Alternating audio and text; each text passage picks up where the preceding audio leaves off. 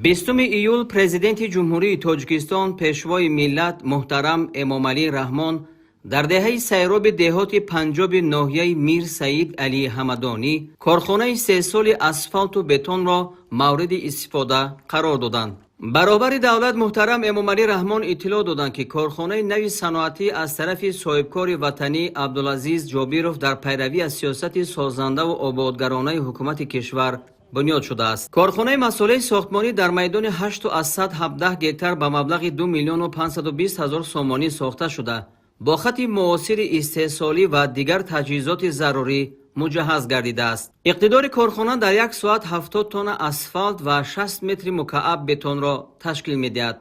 با بنیاد کارخانه صنعتی 100 جای کاری تأسیس یافته آینده نزدیک با ساختمان کارگاه سیوم تعداد کارمندان به 120 می‌رسد.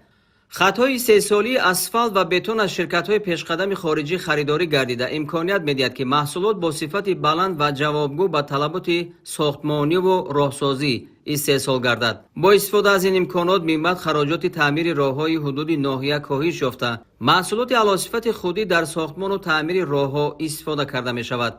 کارخانه مذکور در ناحیه میر سعید علی حمدانی در دوره سال‌های رشد صنعت سال‌های 2022-26 نقشه چهاربینی ها بخشیده به استقبال سزاوار جشن 35 سالگی استقلال دولتی و هدف استراتژی صنعتی کنونی با سرعت کشور بنیاد گردیده است. به همه ما شما معلوم است که یکی از هدف‌های استراتژی مملکت این رشد صنعت به حساب می‌رود.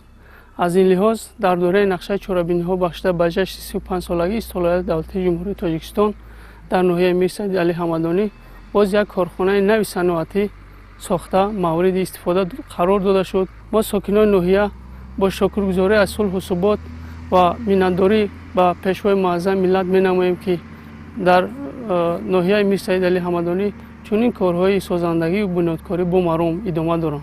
سرور دولت محترم امامعلی رحمان هنگام شناسایی به کارهای انجام یافته ساختمانی و وصل تجهیزات بهای بلند داده برای استفاده ثمرناک کارگاه و استحصال محصولات با صفت و رقابت پذیر به مسئولین دستور و توصیه ها دادند.